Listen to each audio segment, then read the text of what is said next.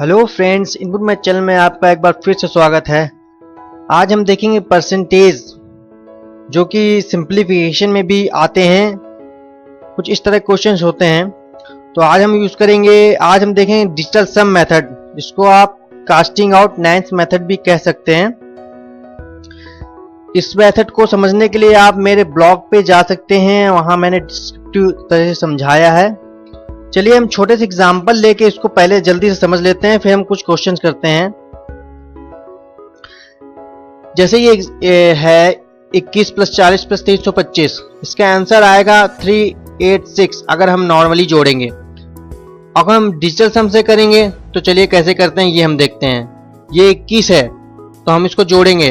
हम डिजिटल सम क्या होता है, नंबरों को तब तक जोड़ना है जब तक कि हमें एक सिंगल डिजिट ना प्राप्त हो जाए।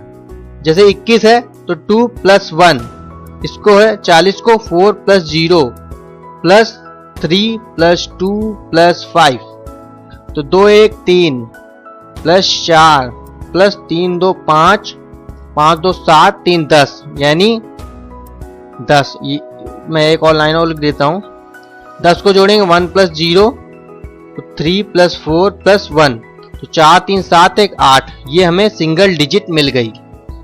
ये हमारा इसका डिजिटल सम हो गया। अब हमें कैसे आंसर निकालना है ये हमें देखना है। मान लीजिए हमारा आंसर 386 है, तो हम इसका भी डिजिटल सम निकालेंगे 386 का।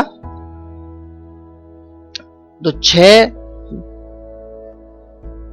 3 9 और 17 को हम जोड़ेंगे 1 + 7 = 8।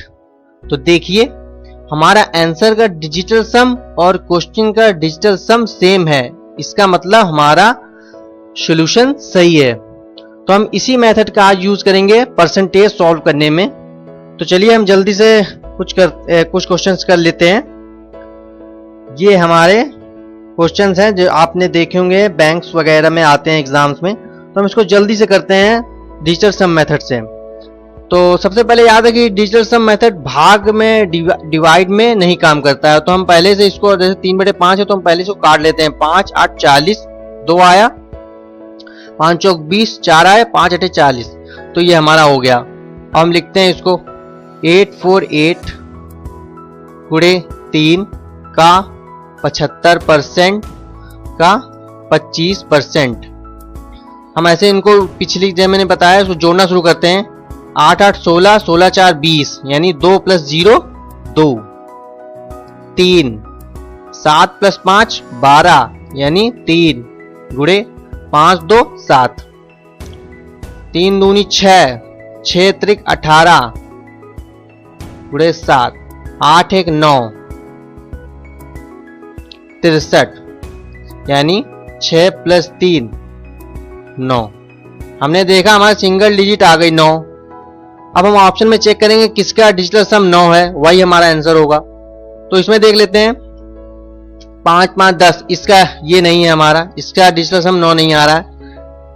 4 4 8 8 2 10, इसका भी डिजिटल सम नहीं आ रहा है। इसका देख लेते हैं 4 3 7 8 7 15, 5 1 6, इसका भी डिजिटल सम 9 नहीं है।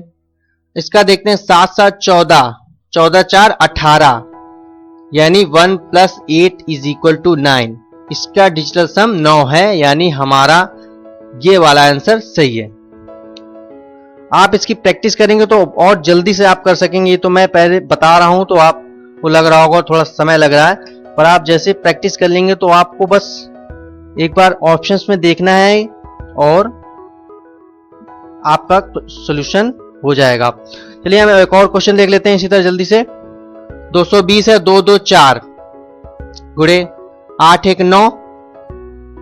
हम चाहें तो 8 1 9 छोड़ भी सकते हैं, और या तो हम जोड़ के लिखेंगे तब भी 5 आएगा। इसका डिजिटल सम 5 हो गया, प्लस 8 6 14 14 4 1 5 गुणे 2 1 3 और 4 3 7, 5 चौक 20 प्लस 7 5 35, 35 मतलब 3 + 5 = 8, और 2 + 0 2, तो 2 + 8 = 10, यानी 1 + 0 = 1। ये हमारी सिंगल डिजिट आ गई। 1। अब हम ऑप्शन में देखेंगे किसका डिजिटल सम 1 है। इसका देखेंगे 3 2 5 5 5 10 1 11, इसका डिजिटल सम 2 है, ये नहीं है। 5 4 9 1 10, इसका डिजिटल सम 1 है, ये हो सकता है हमारा। आगे भी देख लेते हैं, हम चेक कर लेते हैं। 4 7 2 9, इसका डिजिटल सम 5 है, ये भी नहीं है। इसका है 8 1 9 7 1 8, इसका डिजिटल सम भी ये नहीं है। तो हमारा ऑप्शन बी सही है। तो इस प्रकार हमने ये क्वेश्चंस किया।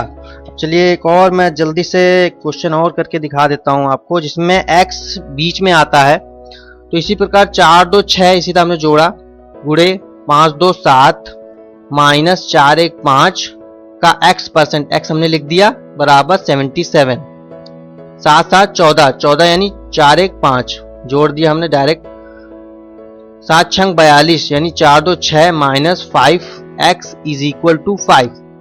अब हमें इसके आगे इसको नहीं हल करना है, हमें बस ये देखना है कि x की हम क्या वैल्यू रखें कि 6 में से हम वो घटाएं तो 5 आ जाए। तो जैसे 5 1 रखेंगे 5 आएगा, 6 माइनस 5 नहीं होगा, 5 गुणे 2 रखेंगे x की जगह 10 आएगा। तो 6 माइनस इसका डिजिटल सम 1 होगा बराबर 5, तो 6 माइनस यानी 6 में से क्या 5 बराबर 5, ये हमारा सिंपल सॉल्व हो गया। इसका मतलब हमारे x की वैल्यू हमें 2 मिली, तो जिसका डिजिटल सम 2 होगा वही हमारा आंसर होगा। तो 5 2 7 ये नहीं है, 6 3 9 ये नहीं है, 2 ये है, 4 ये नहीं है। तो हमारा देखा सिंपल से हमने ऑप्शन से सेलेक्ट कर लिया, हमारा सी आंसर सही है। यहाँ याद रखिएगा जो हम x की वैल्यू रखेंगे वही हमारा चेक करेंगे डिजिटल सम क्या है। तो इस प्रकार देखा आपने कैसे हम इतनी आसानी से इस तरह के लंबे कैलकुलेशन को सॉल्व कर सकते हैं डिजिटल सम मेथड से। अगर आपको कुछ समझने में प्रॉब्लम हो रही है तो कमेंट में बताएं, और अगर मेरा वीडियो पसंद आए तो लाइक करें, शेयर करें, सब्सक्राइब ज़रूर करें। और मेरा वीडियो देखने के लिए थैंक यू।